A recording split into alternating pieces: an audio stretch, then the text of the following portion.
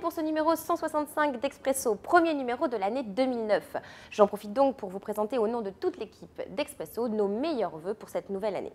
Au sommaire de ce numéro, deux sujets. L'un concerne la danse contemporaine.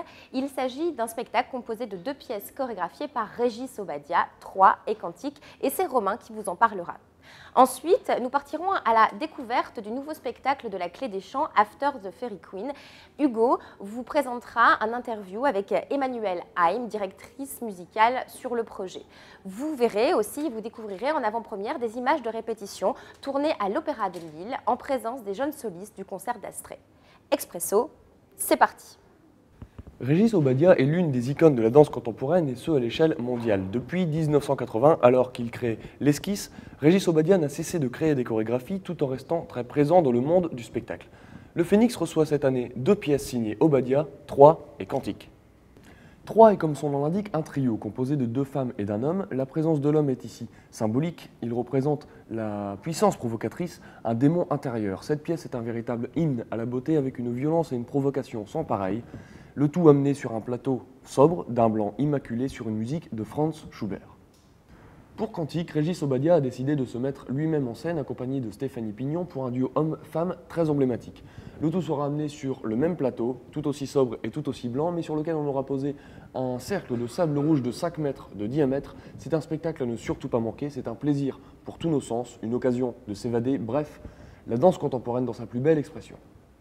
After the Fairy Queen, dernière création de la Clé des Champs à l'Opéra de Lille, est une adaptation du Songe d'une nuit d'été de William Shakespeare, mise en musique par Henry Purcell. Pour ceux qui ne le connaîtraient pas encore, Henry Purcell est tout simplement à la musique anglaise ce que William Shakespeare est au théâtre. Je vous laisse imaginer ce que peut donner le mariage des deux.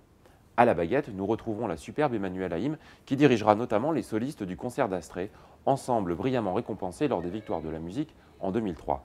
Mais je vous laisse découvrir tout cela en images, puisque nous sommes allés filmer quelques répétitions à l'Opéra de Lille, et à cette occasion, nous avons notamment rencontré Emmanuelle Haim. Purcell est un grand génie, et c'est vrai, un génie de l'invention, de la fantaisie, de l'inattendu. C'est vrai qu'il a à la fois il a su utiliser et prendre son inspiration dans de nombreux pays européens. Le style français, il l'a absorbé et pris tout ce qu'il y avait de meilleur. C'est vrai qu'on a essayé de garder l'esprit et l'aspect très à la fois féerique, mystérieux. Je dirais que le travail le plus important qui a été fait, ça a été de faire des choix. Cette pièce, on peut choisir de la faire avec très peu de solistes et un chœur.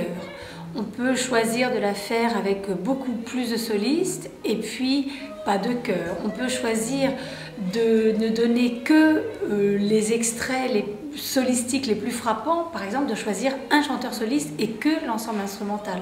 Donc en réalité, je dirais que le travail musical le plus important a été de pratiquer ces choix-là et de choisir l'équipe qui allait jouer la pièce qu'on allait donner. C'est-à-dire qu'il faut savoir mélanger la couleur de sa propre voix à celle des autres, être sensible à la recherche de l'homogénéité et au travail d'ensemble, avoir cette disponibilité-là, et puis en même temps savoir être soliste et sortir du groupe pour affirmer une personnalité différente.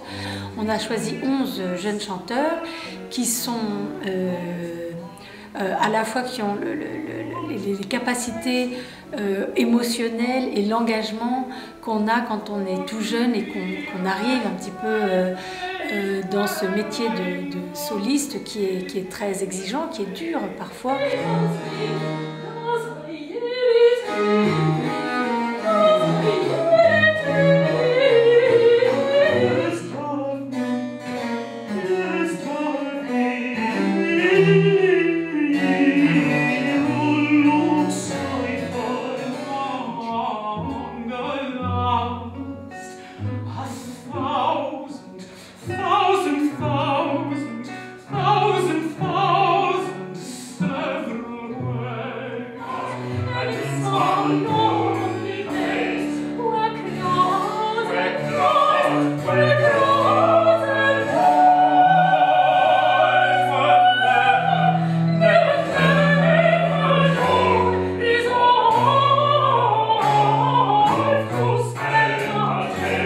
Et c'est un peu toute cette dirais, cette jeunesse et cet enthousiasme qui apporte aussi un regard différent sur une œuvre comme celle-là.